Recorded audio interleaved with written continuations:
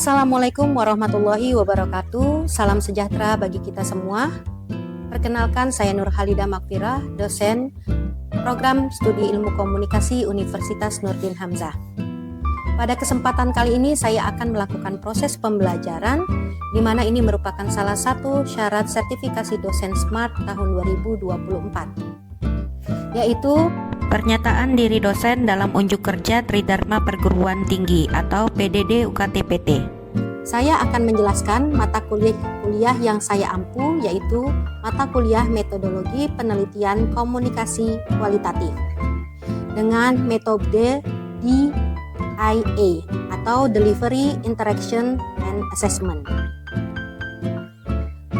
Mata kuliah Metodologi Komunikasi Kualitatif merupakan mata kuliah wajib yang harus diambil dan diselesaikan oleh mahasiswa pada semester 6 dengan bobot SKS 3. Mata kuliah ini merupakan mata kuliah wajib karena akan mengantarkan mahasiswa untuk menempuh seminar proposal dan sidang skripsi.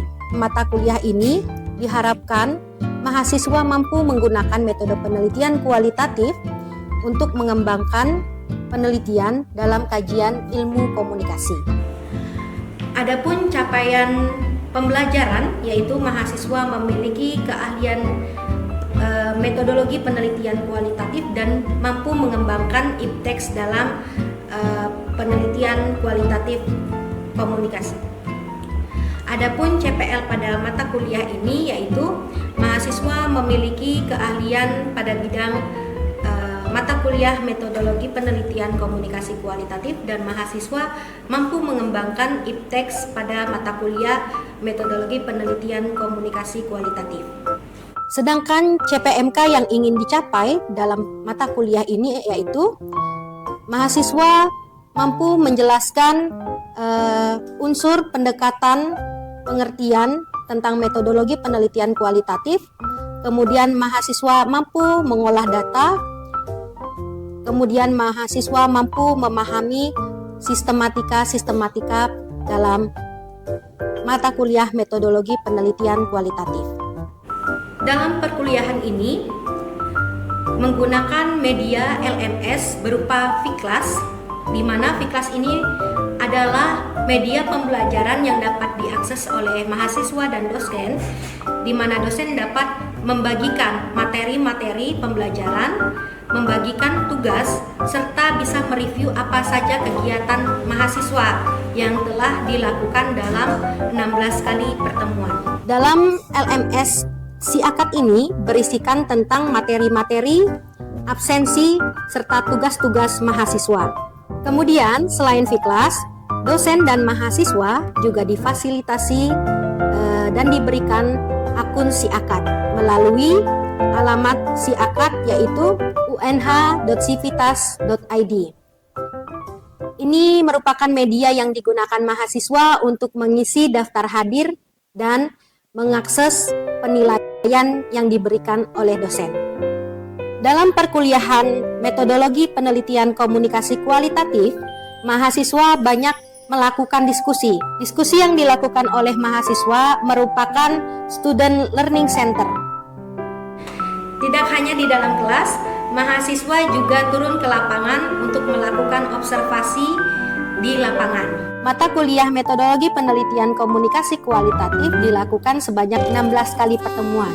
Pertemuan 1 sampai 7 dan pertemuan 9 sampai 15 berisikan tentang materi-materi perkuliahan, ceramah, diskusi, dan praktek.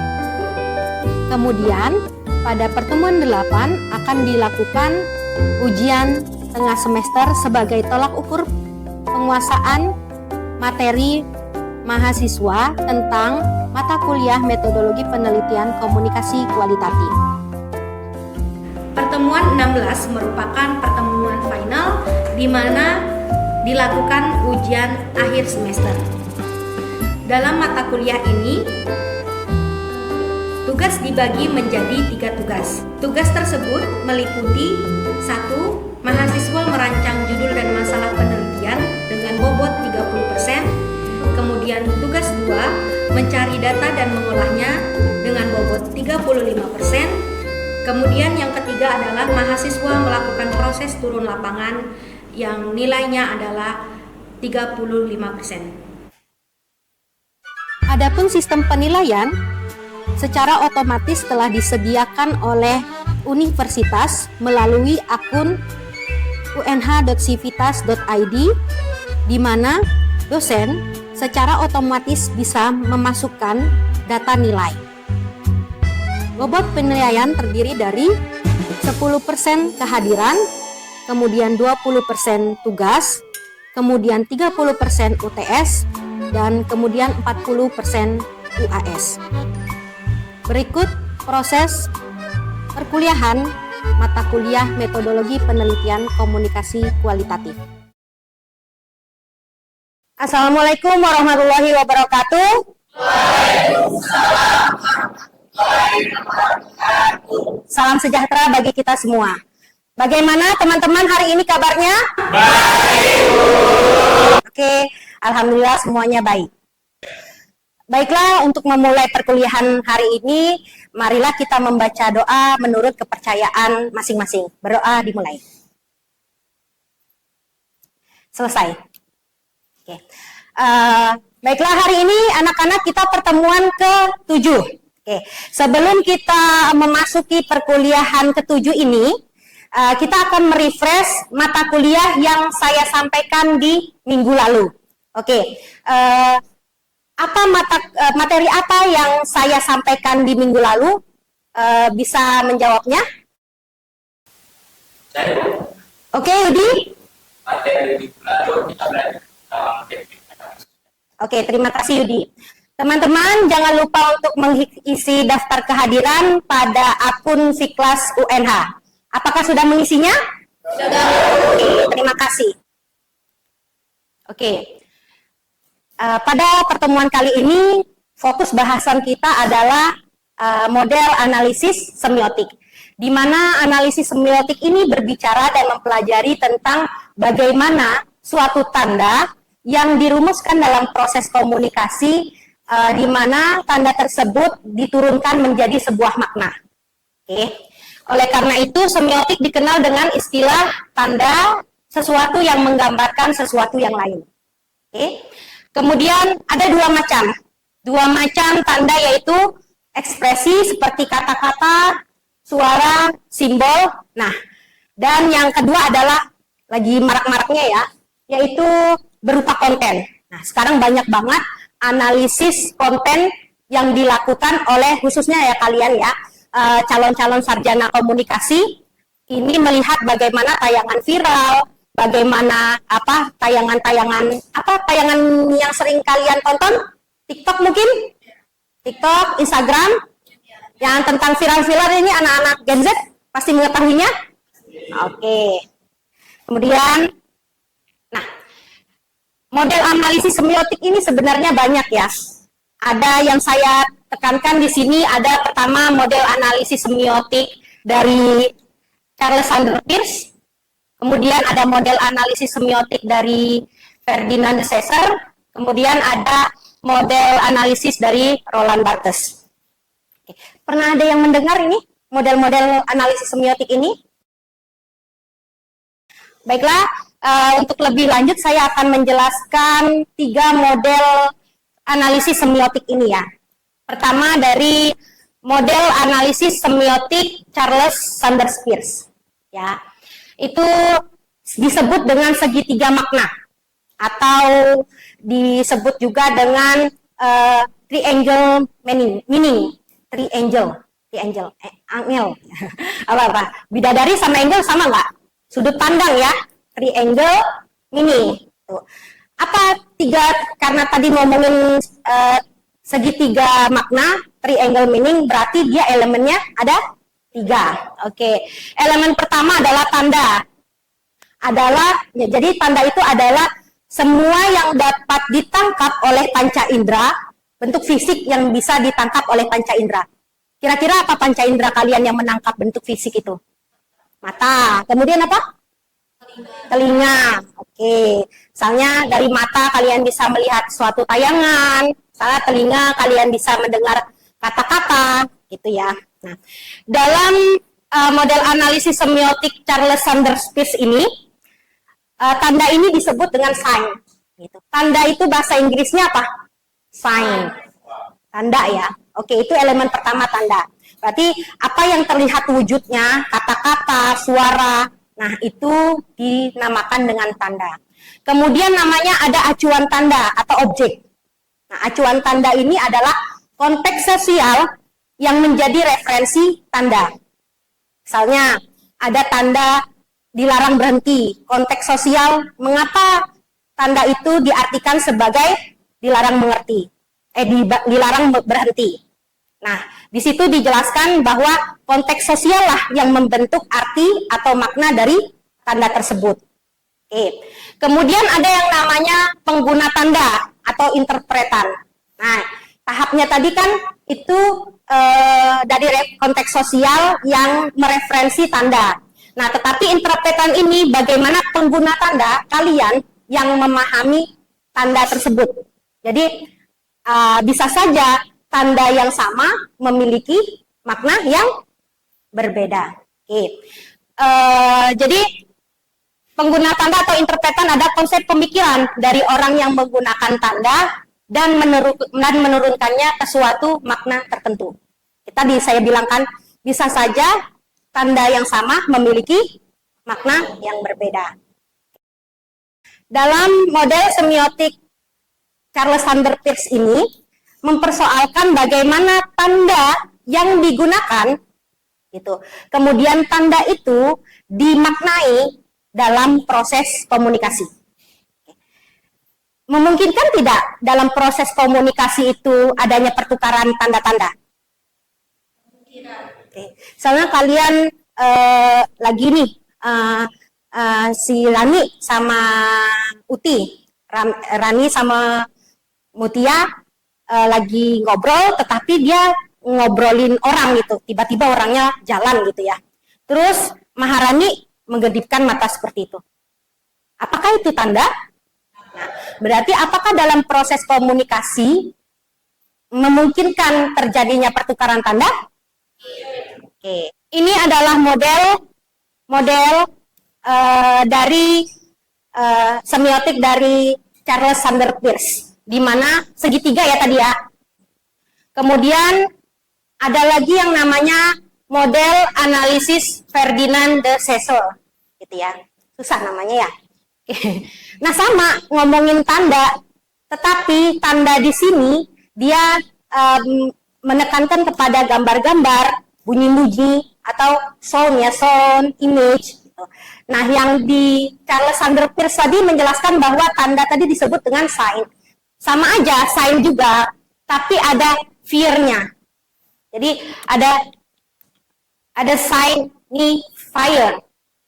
Nah, kalau dalam Charles Sanders Peirce tadi sign doang ya, gitu. Ini adalah signifier. Penyebutannya aja yang berbeda. Oke. Nah, kemudian konsep dan gambar, the concept, those image and sound tadi itu disebut dengan signifier. Ya, apa itu maksudnya? Apa bedanya sih antara signifier sama signified? Oke, kalau misalnya dari triangle tadi ada 3 macam ya. Nah, kalau di Saussure ini ada 2 macam. Signifier itu adalah tandanya. Sign sama tadi. Apa saja yang bisa ditangkap oleh panca indera. Ya, apa saja yang bisa ditangkap oleh panca indera. Kemudian dimaknai. Dimaknai itu, proses memaknai itu adalah signified. Nah, pemaknaannya itu harus berdasarkan dengan kesepakatan. Nah, ya, oke. Apa maksud dari kesepakatan itu? Gitu ya. Nih, apabila seseorang antara komunikator dan komunikan berkomunikasi, tetapi dia tidak memiliki bahasa yang sama, kira-kira nyambung nggak proses komunikasinya? Enggak ya? Mungkin bisa, tapi agak sulit ya. Itu.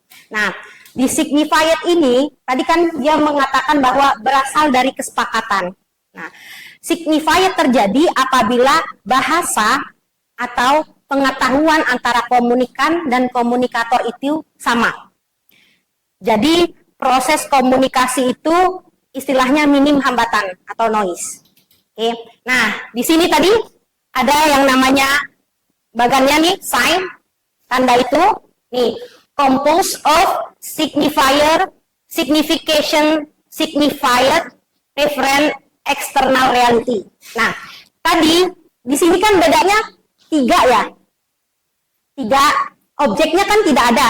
Nah, kalau dalam model analisis Ferdinand semiotik Ferdinand de Saussure, objeknya adalah reference external reality. Oke. Modelnya tadi yang saya jelaskan adalah kalau di model semiotik Charles Sanders Peirce ada 3, tapi kalau dari Saussure itu ada 2. Yang membedakan adalah penyebutan objek dalam analisis semiotik Ferdinand de Saussure ini adalah dengan sebutan reference external reality. Ya, pada dasarnya sama. Cuman dia ini lebih banyak membahas tentang bagaimana lagu-lagu, bagaimana film, sama saja. Karena membicarakan tentang model analisis semiotika. Oke. Kemudian, nah, dalam Saussure ini, dia juga ada yang namanya kode. Nah, lambang itu apa? Lambang itu bisa jadi kode, gitu ya. Tanda. Ya. Nah, dalam model analisis semiotik Ferdinand de Saussure ini, ada yang namanya kode. Nah, kode itu dibagi menjadi 2. Pertama, ada kode paradigmatik sama yang kedua adalah sintakmatik. Paradigmatik itu artinya adalah sekumpulan data, tanda yang dari dalamnya dipilih untuk digunakan. Misalnya, kita tahu kalau misalnya tanda segitiga itu artinya apa? Ya, ada lingkaran, ada segitiga, ada segi 4. Nah, itu biasanya ada di rambu-rambu lalu lintas. Tandanya paradigmatik adalah kita tahu kalau itu tuh bentuknya segitiga, lingkaran. Nah, lalu kode sintakmatik. Kode sintakmatik itu adalah arti pesan yang dibangun dari perpaduan tanda yang dipilih. Misalnya, kalau lingkaran ada tanda shred, itu berarti dilarang berparkir, dilarang berhenti. Ada P, ada lingkaran, P, shred, itu artinya dilarang parkir. Nah, bentuk P, lingkaran, dan shred itu tadi dinamakan paradigmatik. Kemudian makna dari dilarang parkir tersebut adalah sintakmatik. Ya, oke. Kemudian model analisis semiotik selanjutnya adalah model analisis dari Roland Barthes. Oke. Roland Barthes ini dia meneruskan pemikiran dari Saussure. Nih, Saussure tadi kan, Saussure, Ferdinand de Saussure. Di mana kalau Saussure itu lebih tertarik terhadap pembentukan kata-kata dan bentuk-bentuk kata yang menentukan makna. Nah, tetapi Ferdinand Saussure ini tidak menekankan kepada bahwa tanda yang sama bisa saja memiliki makna yang berbeda. Oke. Sedangkan si Roland Barthes ini dia menekankan kepada penekanan interaksi antara teks dengan pengalaman personal dan kultural penggunanya. Maksudnya apa di sini? Misalnya, budaya tertentu atau kelompok tertentu akan berbeda memaknai suatu teks. Mangga yang kalian tahu dalam halayak luas adalah buah. Mangga dalam suku Sunda artinya di situ ada namanya pengalaman personal dan kultural penggunanya dalam proses interaksi komunikasi. Sebenarnya dalam analisis semiotik model Roland Barthes ini dia lebih menekankan ke bahasa. Nah, itu juga ya. Tadi ya, menekankan kepada teks yang sama, bentuk yang sama, bisa saja memiliki arti yang berbeda. Misalnya, mental sama mental itu berbeda. Oke ya? Oke. Nah, karena kita berbicara Roland Barthes ini banyak berbicara tentang bahasa, maka gagasan Barthes ini dikenal dengan order of signification atau tatanan pertandaan. Di mana tatanan pertandaan ini ada 6 denotasi. Pernah dengar denotasi? Belajar bahasa Indonesia? Apa denotasi? Makna sebenarnya. Oke. Kalau kita berbicara tentang KFC, apa yang ada di benak kalian? Ayam, restoran cepat saji. Oke. Itu ya, kita lihat dulu. Kalau KFC ininya apa? Jagonya ayam, tagline-nya. Jadi yang terbesit adalah ayam. Oke. Kita lari ke konotasi. Konotasi adalah makna tidak sebenarnya. Nah, ngomongin KFC tadi, Maharani tadi mengungkapkan bahwa KFC adalah ayam, makanan cepat saji. Dari mana KFC itu? Nah, dari Amerika. Amerika sedang di apa, produk Amerika sedang di boykot. Oke. Kalau kita lihat makna konotasinya adalah bahwa orang Amerika ini adalah senang makan produk-produk cepat saji. Dan kita melihat KFC, nggak boleh nih kita makan KFC. Itu makna tersembunyi ya. Konotasi, makna tidak sebenarnya. Itu ya. Oke. Ada denotasi sudah, konotasi sudah, ada namanya metafora. Metafora itu menganalogikan. Misalnya, cintaku adalah sekuntum mawar merah. Itu ya. Dianalogikan. Dia membuat mengandaikan. Cintaku adalah sekuntum mawar merah. Kalau saya bilang cintaku adalah sekuntum mawar hitam, artinya apa? Gelap, putus cinta. Nah, kenapa harus digambarkan dengan cintaku adalah sekuntum mawar merah?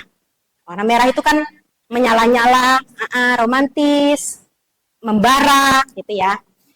Oke, menyala kakakku, gitu ya tadi. Kemudian ada yang namanya metomini. Tahu metomini? Metomini ya, bukan metro mini. Siapa udah pernah naik metro mini? Oh sudah. Oke, metomini. Nah, metomini ini adalah subkategori dari metafora. Nah, kalau dia bilang tadi, cintaku adalah sekuntum mawar merah. Nah, dalam metomini ini ditambah cintaku ditambah seperti sekuntum mawar merah. Ya, itu metomini. Kemudian ada yang namanya sinekdot. Itu adalah komunikasikan dalam asosiasi. Mengkomunikasikan dalam asosiasi. Misalnya, kalau saya naik Rolls Royce, tahu mobil Rolls Royce? Mobil apa yang mahal yang kalian tahu? Apa? Porsche gitu ya penyebutannya, Porsche gitu ya. Nah, ketika Dindra naik mobil itu, apa yang Dindra rasakan? Misalnya Dindra punya mobil Porsche, kemewahan. Nah, itulah tadi yang dibilang senekdot. Jadi menghubungkan suatu bentuk pertanda diasosiasikan kepada suatu makna tertentu. Ketika Porsche itu dipakai, berarti memaknai tentang kekayaan. Ya, oke.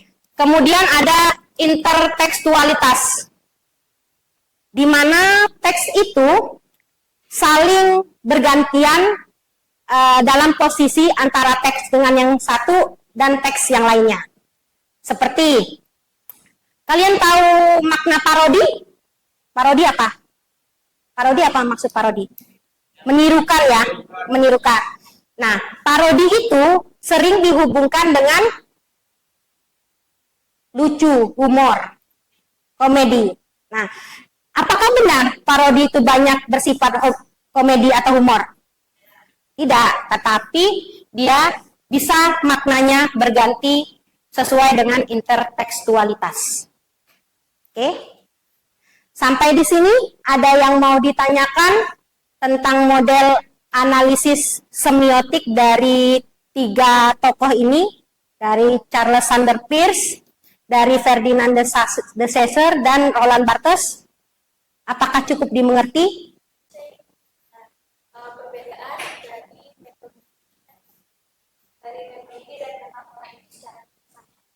Oke.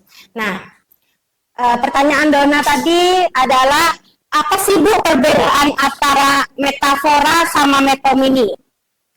Jadi metomini itu sendiri adalah subkategori metafora. Dia adalah bagian dari metafora. Berarti kalau bagian memang ada persamaan.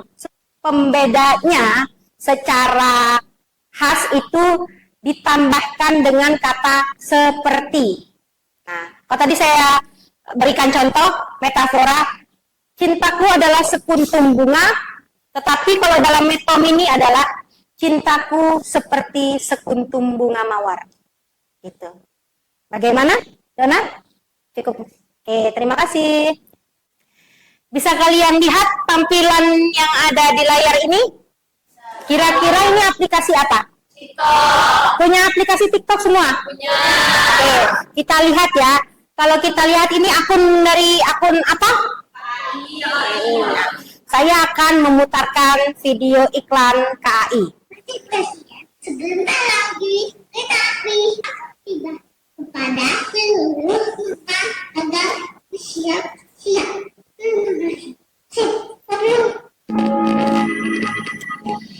Siapa yang bisa bantu saya untuk menganalisis semiotik apa yang digunakan dalam menganalisis video iklan PT KAI ini?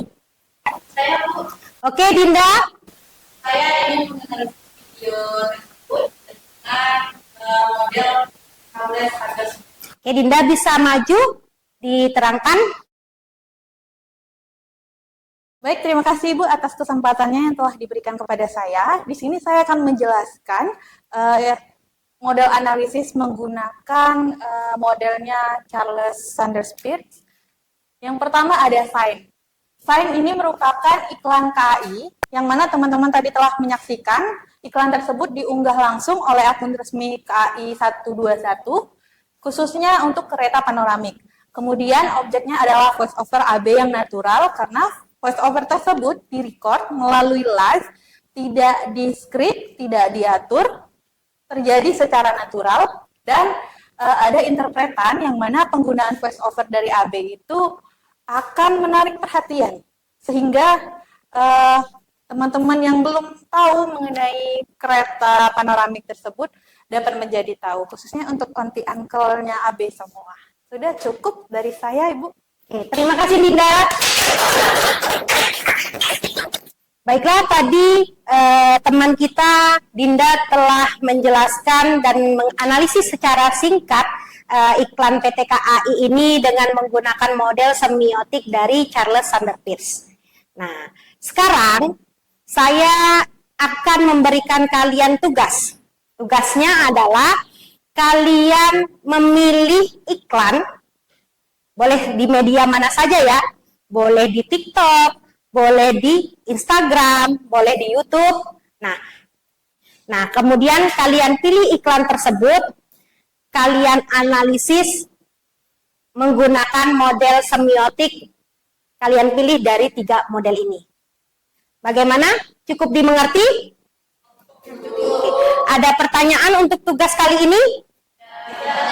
Oke, perkuliahan ini saya akhiri dengan membaca Alhamdulillahirabbil alamin.